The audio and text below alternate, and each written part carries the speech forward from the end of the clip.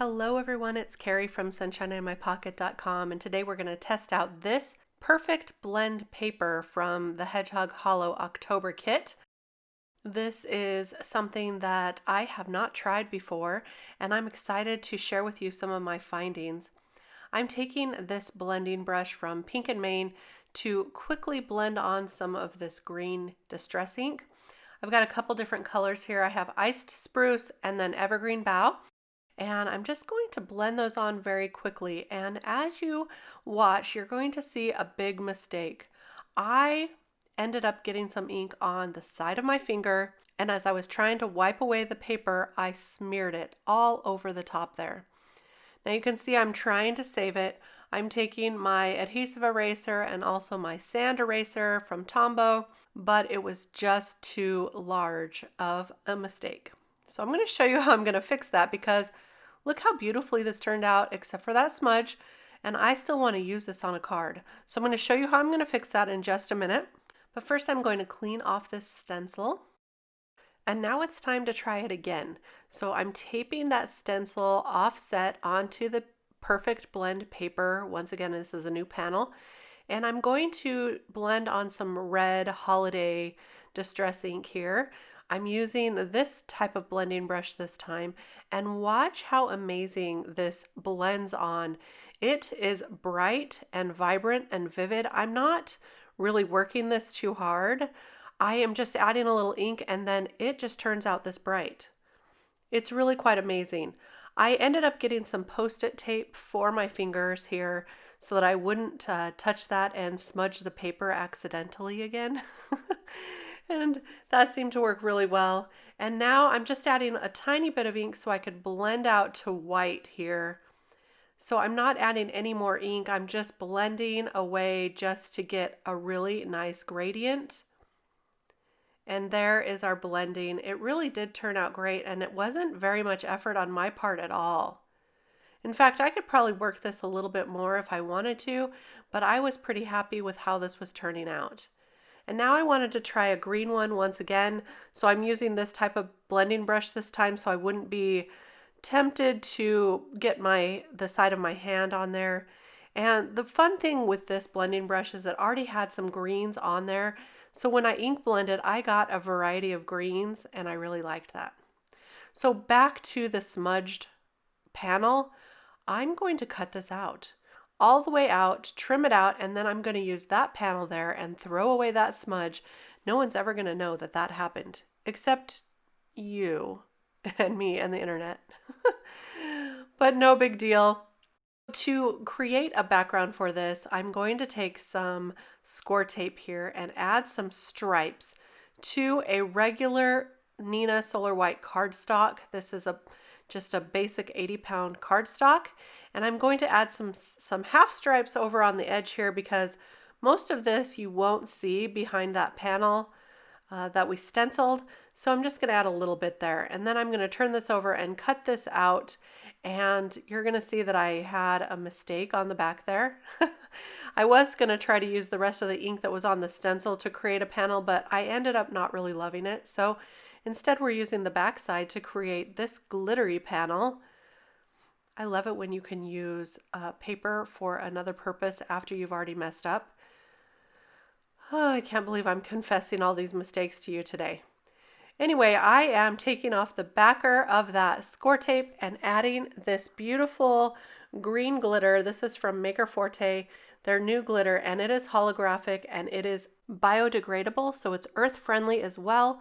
I'm just going to rub that on with my finger just to burnish it on a little to have it stick really well to that tape. And you can see that it kind of gets all over my panel here, but no worries. Take a paintbrush and just wipe off the excess glitter, and that is going to create a beautiful background for us here. So here is my glittered background, and now I'm going to add that panel that we stenciled. When I was moving, I found this thick foam tape, and it was kind of like a jackpot. So I thought I would use it today to pop up this panel on the front and give it some dimension. I'm just going to cut down some pieces here, add it to the back, and then glue it right on to that glittery panel. I end up using some liquid glue because when I took off the backer, it wasn't very sticky. And when you add liquid adhesive anyway, it's easier to position so that you get it in the right spot. You got a little wiggle room there. So there we go. And now I'm going to choose a sentiment from the stamp set that came in the Hedgehog Hollow October kit. This one is going to say Merry Christmas. I inked it up in red and then I matted it with that green cardstock there that I just showed. And I'm going to add a few of these really cute candy cane embellishments. They're like little clay pieces. These are from Maker Forte and I adore them. So they're just going to add a few of them there, and I'll add all of those on with some liquid adhesive. That's as easy as it gets. So great. So just putting this card together, and then I'll add it all to a 110-pound card base. So it's nice and thick and substantial and the perfect card. There we go. So for these two, I've decided to just add a simple sentiment. I chose some sentiments from that same stamp set. This one says Joyous Noel, and I love that sentiment. And that's just going to go on with some black.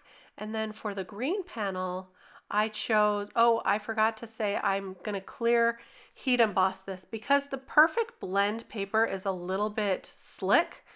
I didn't want that to smear, and I didn't know how long it would take to dry. So by clear heat embossing it, I'm locking in that ink so it's not going to ever smear. A really great choice.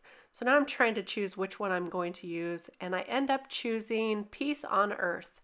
This one I'm going to heat emboss in a silver embossing powder, and that is just so Christmassy and fun.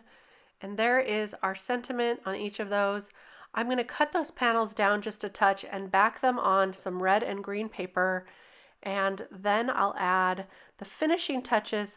For the red one, I'm going to add some clear gems and some clear sequins. And for the green one, I found some green gems that worked really great.